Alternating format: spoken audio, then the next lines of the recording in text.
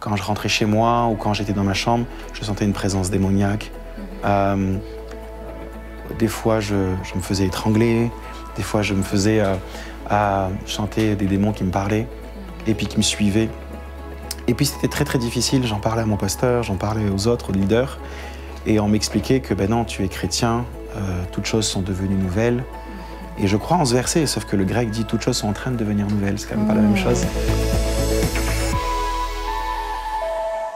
Bonjour chers amis de TBN, bienvenue dans cette nouvelle émission en ce début d'année. J'espère que vous allez bien, que vous êtes remplis du Saint-Esprit, que vous recherchez la parole de Dieu. Et aujourd'hui, nous avons un invité exceptionnel. Attention, je suis tellement contente de vous le présenter. Alors, il aime pas ça, il veut pas les titres et tout, mais je vais quand même le dire. Il est pasteur, il est prophète, il est enseignant et il est youtubeur. Alors, vous avez deviné ou pas? Et il vient tout droit de l'île de la Réunion. Vous avez compris, c'est Jérémy Potin. Mais merci, je suis très content aussi d'être sur TBN.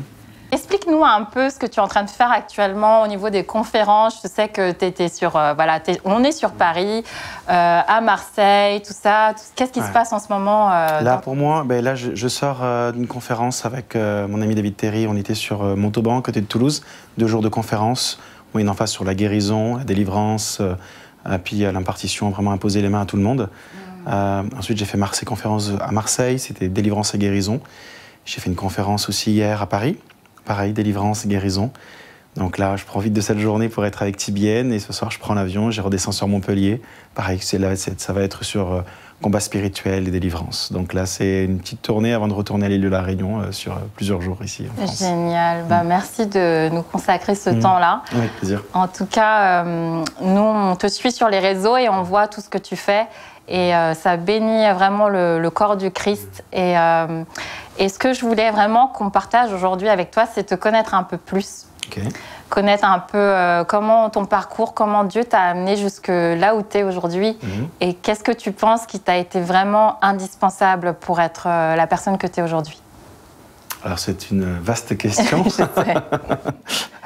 Donc, mon histoire, c'est ça. Si tu veux connaître mon histoire, moi, je suis né à l'île de la Réunion. Et puis, j'ai vécu 12 ans là-bas. Et puis, j'ai quitté à l'âge de 12 ans pour venir en France, à Toulouse, de 12 à 18 ans. Et puis après, je suis parti au Canada, tout ça, j'ai fait plusieurs choses. Mais c'est vrai que si je veux répondre vraiment à ta question avant de raconter mon histoire, en disant quel est le point, la chose la plus importante, c'est la crainte de Dieu. Peu importe ce qu'on traverse, peu importe ce qu'on fait, est-ce qu'on sert Dieu pour ce qu'il peut nous donner ou est-ce qu'on sert Dieu pour qui il est?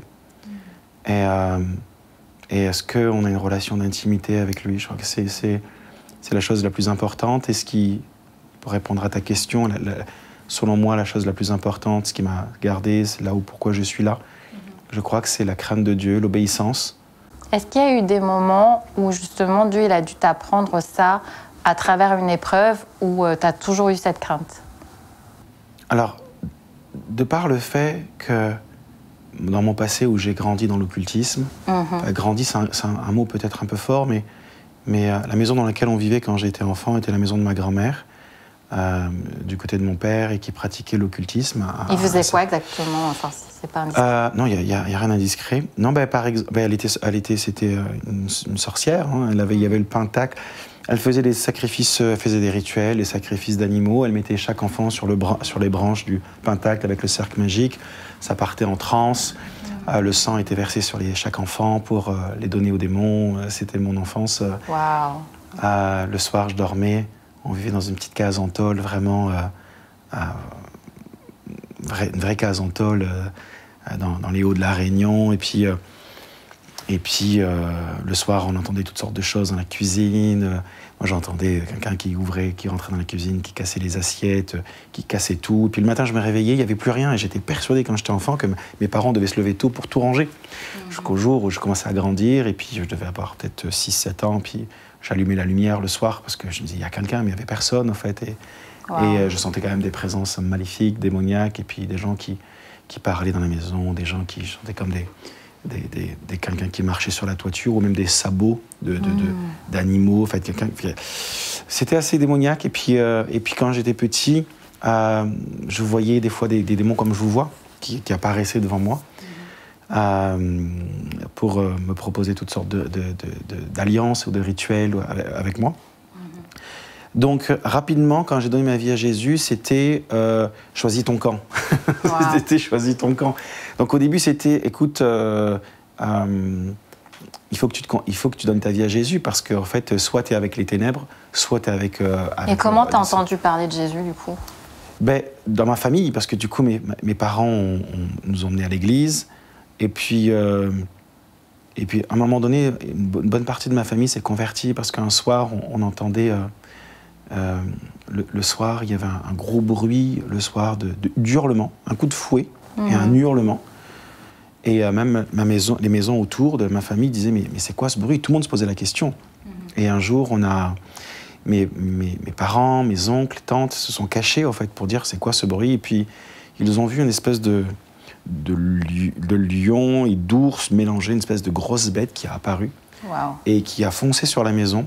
Et puis, il y a un homme de peut-être 2 mètres 20, 2 mètres 30, quelque chose qui est apparu devant notre maison, notre petite case en tôle, avec un fouet, et qui s'est mis à fouetter cet animal, là, et puis qui est reparti. Et puis, l'homme a disparu, et l'animal aussi.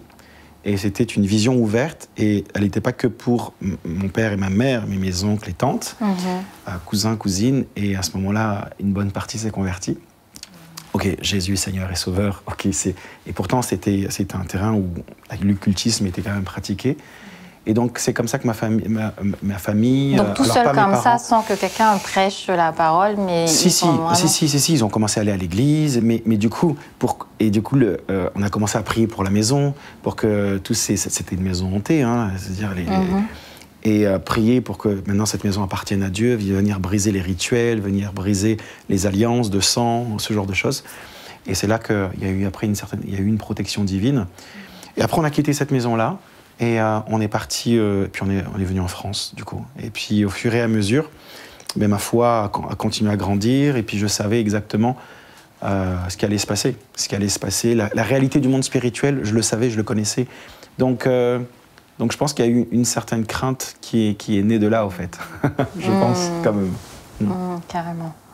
Et donc, du coup, après ça, lorsque vous êtes converti, toi, comment Dieu t'a appelé à être serviteur? Alors, moi j'ai grandi dans l'église, du coup. Je faisais partie des jeunes où on n'aurait pas misé un centime.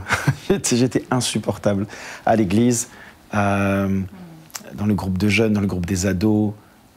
Honnêtement, les pauvres moniteurs du dimanche, j'étais vraiment difficile. On faisait des camps chrétiens, puis on allait dormir, tu sais, des fois un week-end. Pour ça, c'était toujours à l'île de la Réunion? Non, là, c'était vraiment à 12 ans. 12 ans, je suis venu en France, à Toulouse.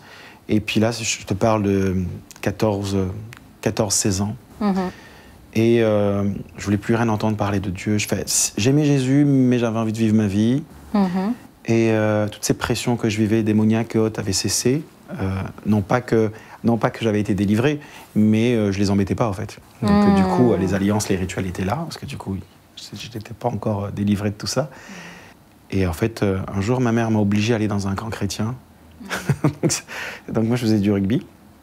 Donc j'ai grandi de 12 à 18 ans à Toulouse, donc le rugby il reste encore ancré en moi. Et donc, du coup, j'avais un match de rugby, ma mère n'a pas voulu que j'y aille, elle a dit non, tu vas dans un camp chrétien. Alors, j'ai été très difficile pour le camp chrétien. Ils ont plusieurs fois voulu me virer du camp. Wow. Et un soir, il devait être 1h du matin, on avait quitté le camp. Et on avait trouvé une maison abandonnée, donc ils nous cherchaient partout, et nous on était partis, on avait carrément quitté le camp pour aller, je sais pas, on avait marché, bref, on a fait des choses qu'il fallait pas faire, et puis loin, et puis vers 1h du matin, on était, non, minuit, on commence, alors qu'on était, je sais pas, alors qu'on était une bande de gars, on voulait rien savoir de Jésus, nos parents nous avaient obligés d'être là. Et puis il y en a un qui commence à dire, tu sais, moi des fois je fais des rêves où je vois la planète et puis je vois un doigt qui se pose sur un pays, puis je me vois en train de parler de Jésus, j'ai jamais compris pourquoi. Wow. Et puis les gens commencent à expliquer ce qu'ils vivent, et puis moi pareil, voici ce que je vis. Et puis en fait c'était un truc surnaturel. on a été saisis par Dieu dans l'endroit où on était. On est répartis dans le camp chrétien, parce qu'on avait trouvé un petit passage pour sortir, en fait. Hein, et on a frappé à la porte du pasteur. Du coup, il était minuit. Et alors, il nous a regardé avec les yeux en disant « Encore ces jeunes-là qui c'est pas possible. Il dit, qu'est-ce que vous voulez ?»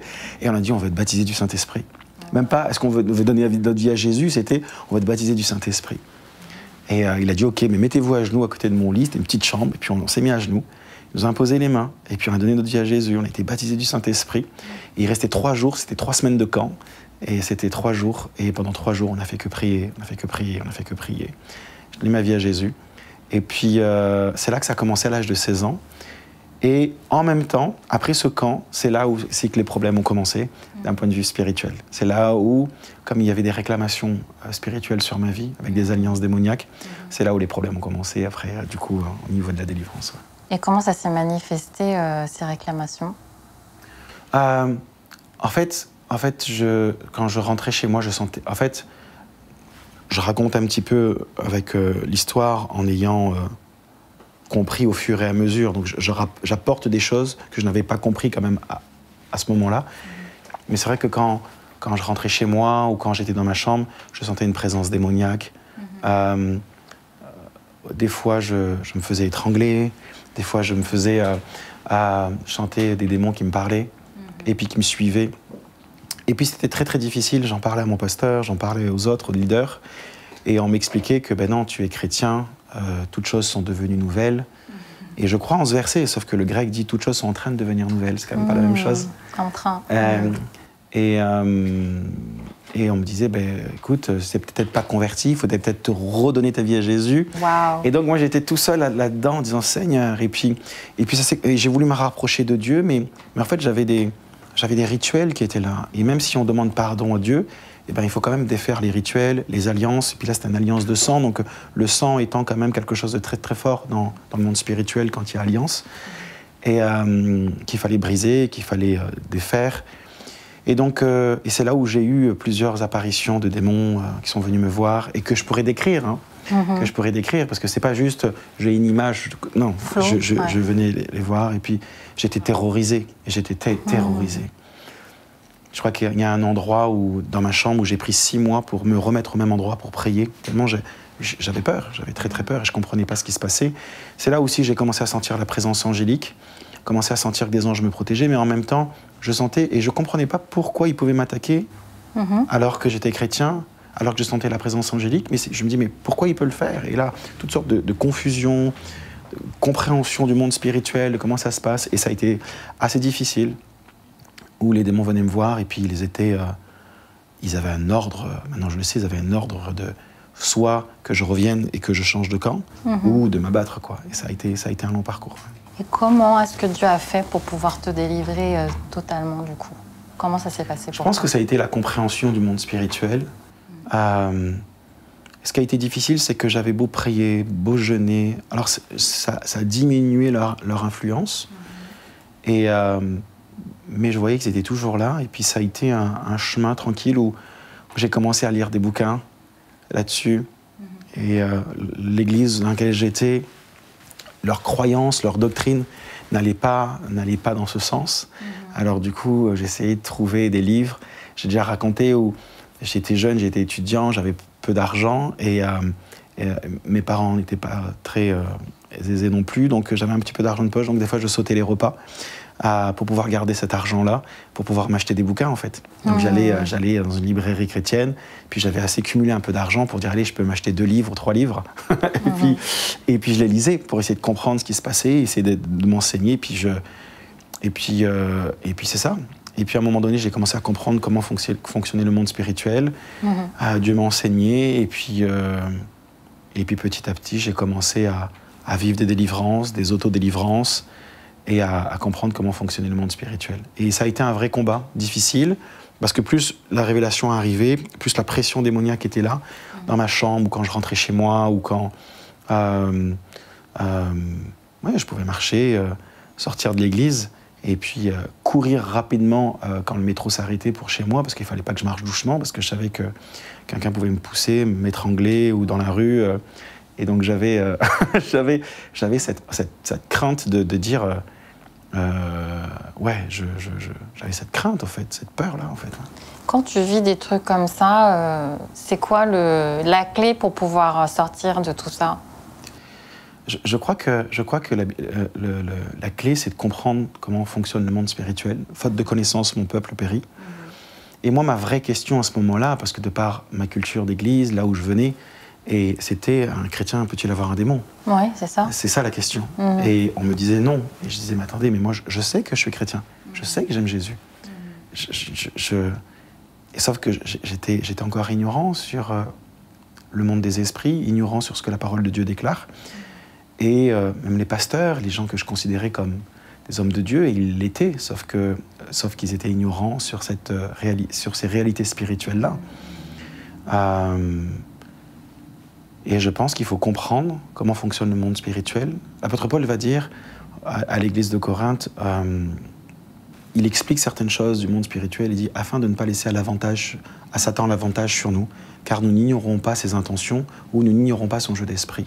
Si nous ne comprenons pas ses intentions, son jeu d'esprit et comment fonctionne ce qu'il fait et comment fonctionne le monde spirituel, alors il peut avoir l'avantage sur nous. » Et c'est là où j'ai essayé de comprendre comment fonctionnait le monde spirituel. J'ai prié, j'ai jeûné, Seigneur, révèle-le-moi. Et j'ai vécu des délivrances. Wow. J'ai vécu des délivrances et j'ai compris qu'il y avait un pacte démoniaque. En fait, le peu d'argent que j'avais, je me débrouillais, je priais pour avoir de l'argent, je prenais le train, j'allais à des conférences, j'essayais de comprendre ce qui se passait. Et puis ça m'a aidé de comprendre. Et puis j'ai appris beaucoup de choses tout seul, mais ça m'a pris des années. Et je crois que c'est ça qui me motive aujourd'hui dans les vidéos que je fais, c'est de dire, je veux pas que les gens perdent des années. Je veux que les gens comprennent ce qui se passe, je veux que les gens soient libérés, je veux que ça me prend un peu là, désolé, il faut pas que je pleure. Je sais que j'ai du maquillage. On m'a dit qu'il ne faut pas que je gratte mes yeux, donc je fais attention. Mais ça me fait mal au cœur de voir des gens, tu sais, dans les conférences qui viennent. Et hier, j'ai fait une délivrance, ça a duré plusieurs heures, j'ai pris du temps avec quelqu'un, ça fait 50 ans qu'elle souffre.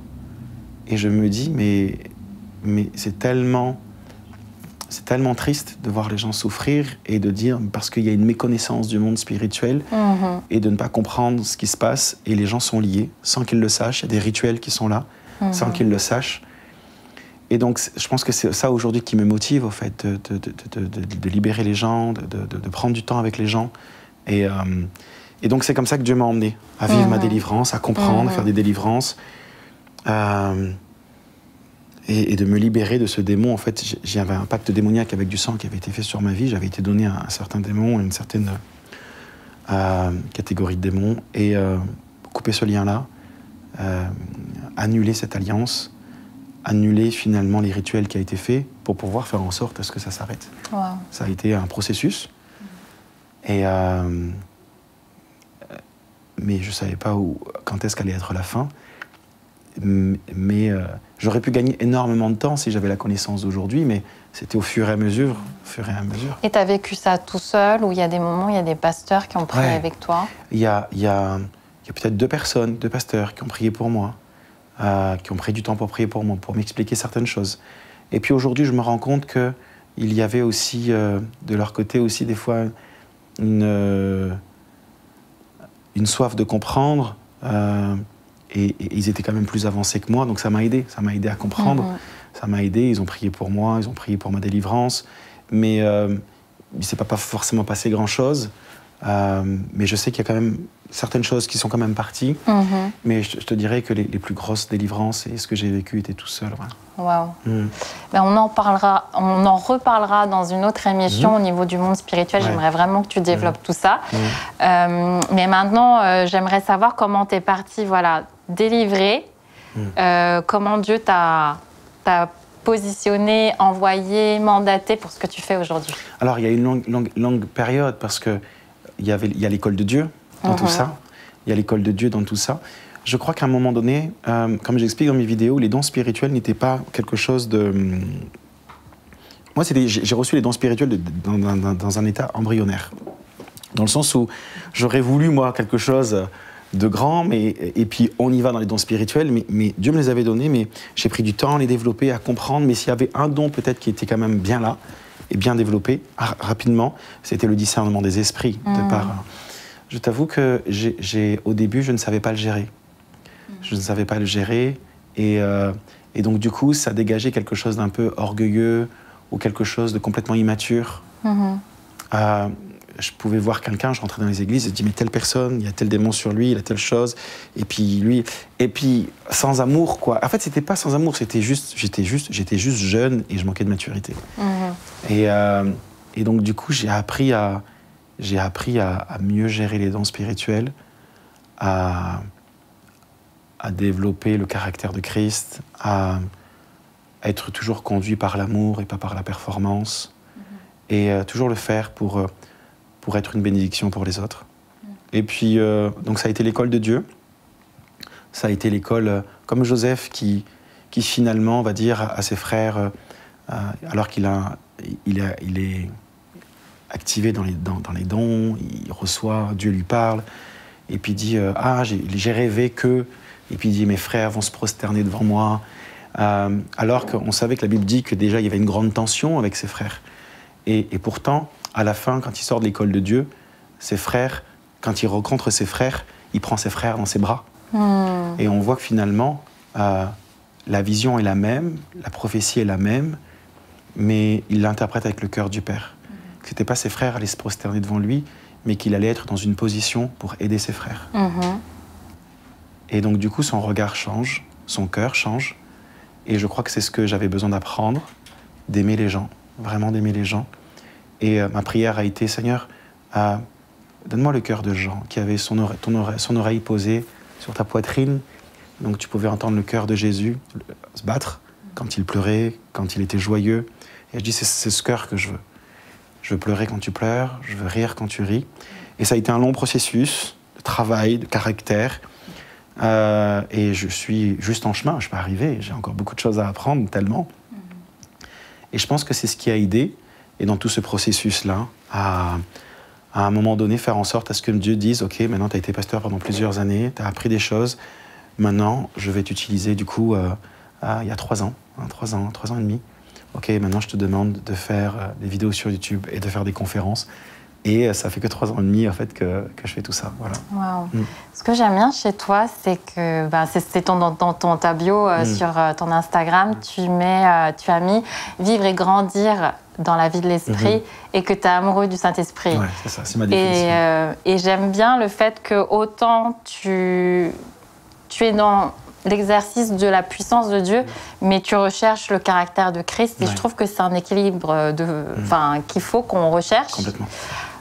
Si c'est un équilibre ou même être à fond dans tout ça. Mais qu'est-ce qui t'aide à développer ces 2 chantiers dans ta vie?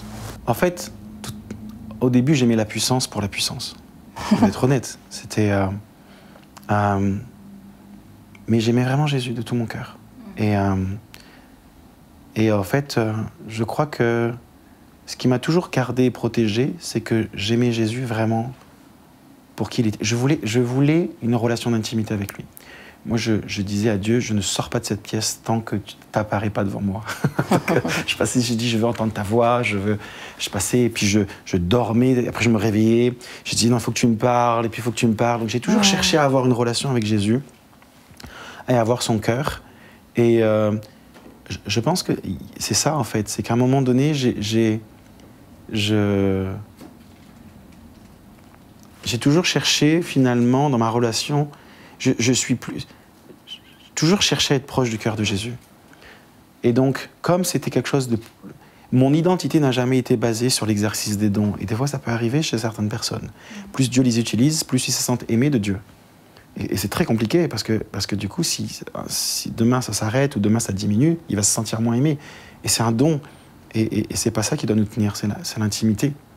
Et je crois que c'est la plus importante. Je crois qu'à un moment donné, ce qui a basculé, c'est qu'à un moment donné... Alors, il y a plusieurs choses, mais ce qui me vient là, maintenant, si tu me poses la question, c'est qu'à un moment donné, je voulais exercer dans les dons spirituels. Je commençais à recevoir des paroles prophétiques, comme je peux le faire dans mes lives, tu sais, où je cite des noms, les noms de rues, où les gens se trouvent. Et puis, à un moment donné, ça a commencé, puis je dis, Seigneur, donne-moi plus, il faut que ce soit plus précis, il faut que ce soit plus précis. Mais avec un cœur de... Je veux montrer que je peux être précis, tu vois.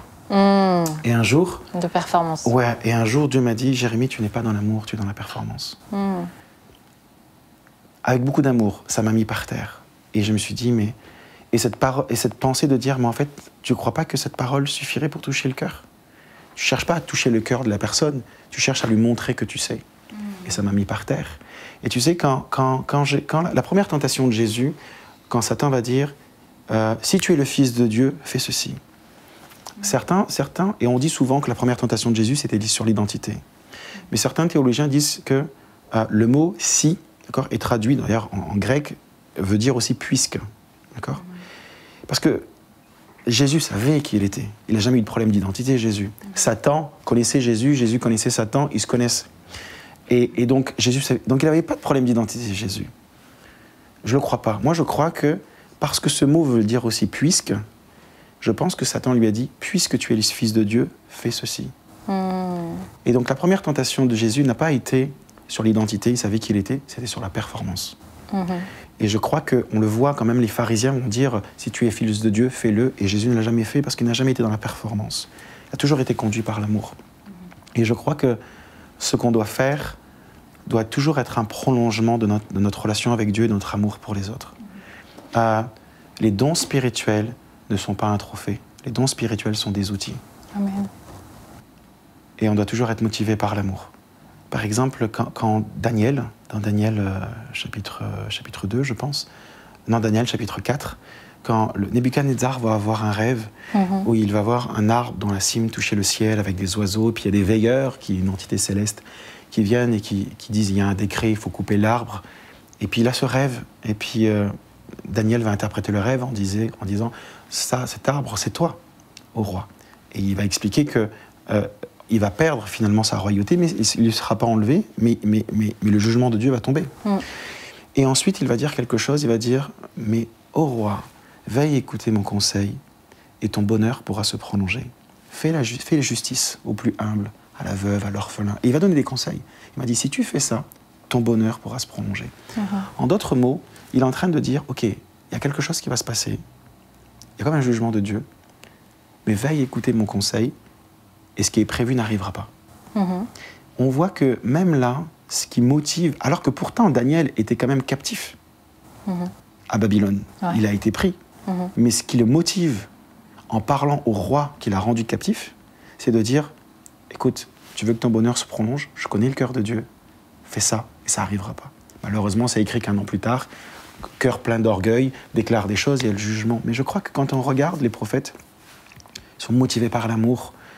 Daniel, par exemple Joseph, quand il y a le pharaon qui dit, le rêve est assez connu, hein, les épis ou les vaches, cette vache grasse, cette vache maigre, et qui représente 7 années d'abondance et 7 années de sécheresse, il aurait pu dire, ainsi parle l'Éternel, le jugement de Dieu va tomber sur toi pendant quelques années, profitez encore, mais vous allez tous crever, vous allez tous mourir de faim. La réalité, la chose aurait eu lieu. Il aurait été un prophète de malheur, il aurait été... Mais en fait, il savait que ce n'était pas la volonté de Dieu, il savait que c'était une information que Dieu donnait. Et il a été conduit par le Saint-Esprit, par Dieu, pour faire en sorte à ce que cette vision ne se réalise pas. Il a dit, voici l'interprétation. Mais parce que je connais le cœur de Dieu, mettez 1/5 de côté. Donc ça, c'était pas l'interprétation du rêve. C'était une parole de sagesse. Et il dit, mets 1/5 de côté, afin qu'il y ait toujours du pain en Égypte. En gros, c'est, fais ce que je te dis, et la vision que tu as reçue de Dieu n'arrivera pas.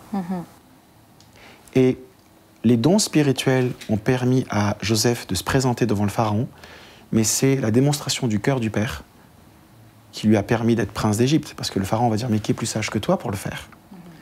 Et donc, avoir le cœur du Père, c'est de comprendre aussi que ce n'est pas la volonté de Dieu, c'est juste une information que Dieu donne, et je vais te donner une parole de sagesse pour que ça n'arrive pas. Toujours motivé par l'amour, toujours motivé par, je connais le cœur de Dieu, je sais qu'il t'aime. Et tous les dons spirituels, et même les prophètes, et quand on voit ce qui se passe, il y a quand même un amour qui est derrière. Même dans l'Ancienne Alliance, on voit l'amour, et encore plus dans le Nouveau Testament. Donc je pense que les dons spirituels doivent toujours avoir comme base notre intimité avec Jésus, et toujours être poussés à aimer les autres. Toujours, toujours, toujours, toujours, sinon c'est un danger. Comment on fait pour grandir dans l'amour pour Dieu, alors, du coup, et recevoir son cœur, comme tu dis? Moi, je crois que quand on est je n'étais pas dans le ministère avant, mais quand j'ai commencé à prier pour cela, je j'ai cherché Dieu. C'est facile maintenant, aujourd'hui, je suis sur TBN, je parle au micro, les gens m'écoutent, mais j'aurais bien voulu que cette caméra vienne quand j'étais tout seul. Quand personne ne me voyait, je pliais le genou et puis je me suis dit, mais moi, la réalité, c'est que je dis, Seigneur, j'en ai marre que je lise la Bible, on prêche des choses et on ne le vit pas. On prêche la guérison dans l'église où je suis, mais il n'y a rien qui se passe. On parle de guérison, Dieu guérit les malades, puis Dieu, donc, du coup, Dieu peut guérir ton cœur. J'ai aucun problème avec ça. Oui, mais le texte parle de guérir les malades. Pourquoi on ne guérit pas les malades? Et il y avait quelque chose, je me suis dit, c'est pas possible. Et je me suis dit, mais je vais chercher Dieu. Je vois que dans la parole de Dieu, Dieu se révèle. Pourquoi aujourd'hui, oui, ok, par la foi, mais la foi ouvre la porte au surnaturel. Alors pourquoi je ne peux pas être proche du cœur de Dieu? Pourquoi Dieu ne peut pas venir me parler? Pourquoi je ne peux pas vivre ce que les gens ont vécu? Et je dis, Seigneur, moi je vais te prendre au sérieux. Et je vais prendre au sérieux ce que tu vas dire, et je crois que tu vas me prendre et donc du coup, tu vas prendre ma démarche au sérieux. Et j'ai cherché Dieu, cherché Dieu, cherché Dieu, cherché Dieu, et je continue à le chercher pour dire, je veux pas de cette vie chrétienne où c'est galère, je traîne des boulets, puis Dieu, puis... Non, j'avais pas envie de cette vie chrétienne-là, je voulais vraiment vivre une grande intimité avec Jésus, et puis que Dieu prenne plaisir même être avec moi, et que je prenne plaisir encore plus, bien sûr, être avec lui, mais je voulais cette relation d'intimité. Je voulais toucher le cœur de Jésus. Je voulais qu'il prenne plaisir d'être avec moi. C'est ce qui m'a toujours motivé, et c'est ce que je cherche toujours encore. Amen. J'aimerais bien que tu termines cette émission en priant pour qu'on grandisse dans l'amour et vraiment que le Seigneur t'inspire à prier. Ok. Merci. Seigneur, je prie pour chaque personne qui regarde cette émission. Et je prie, Seigneur, à ce que tu viennes créer en eux un désir ardent d'être plus proche de toi. Seigneur, les disciples d'Emmaüs disaient « Mais nos cœurs ne brûlaient-ils pas lorsqu'ils parlaient de la parole ?» Et Seigneur, ce que j'ai fait, c'est de parler de toi, parler de ta parole. Et je crois, Seigneur, que tu es venu créer quelque chose dans les cœurs de chaque personne qui regarde cette vidéo en disant « Mon cœur brûle, il y a quelque chose qui brûle dans mon cœur. » Seigneur, que notre priorité soit toujours d'être proche de toi, proche de ton cœur. Seigneur, nous voulons et nous désirons être un peuple de ta présence. La première chose que tu as enseignée, Seigneur, quand le peuple d'Israël a quitté l'Égypte, c'est de suivre la nuée. Quand la nuée s'arrêtait, le peuple devait s'arrêter. Quand la nuée repartait, le peuple devait repartir. La première chose que tu as appris à Israël quand ils ont quitté l'Égypte, c'est de suivre ta présence. Et nous voulons, Seigneur, alors que l'Égypte représente notre ancienne vie, nous voulons, Seigneur, comprendre cette réalité où nous voulons être un peuple de ta présence. Nous voulons suivre, Seigneur, là où tu vas. Nous voulons nous arrêter quand tu t'arrêtes. Nous voulons te suivre, être un peuple de ta présence. Nous voulons te chercher. Nous voulons attraper l'inattrapable, saisir l'insaisissable. Seigneur, nous voulons te toucher. Nous voulons caresser ton visage par nos louanges et nous voulons avoir cette relation de proximité, d'intimité avec toi. Je prie pour chaque personne, Seigneur, qui regarde cette vidéo. Viens les toucher. Viens poser ta main sur eux. Viens parler à leur cœur. Et que ce qui motive, Seigneur, leur cœur, c'est juste, Seigneur, avoir un moment d'intimité, de proximité avec toi, dans le nom de Jésus. Je vous bénis. J'appelle la faveur de Dieu, cette intimité avec Dieu dans le nom de Jésus. Soyez puissamment bénis. Amen. Amen. Amen. Amen. Je t'invite à liker la vidéo, à la partager si ça t'a fait du bien et à t'abonner à notre chaîne TBN FR.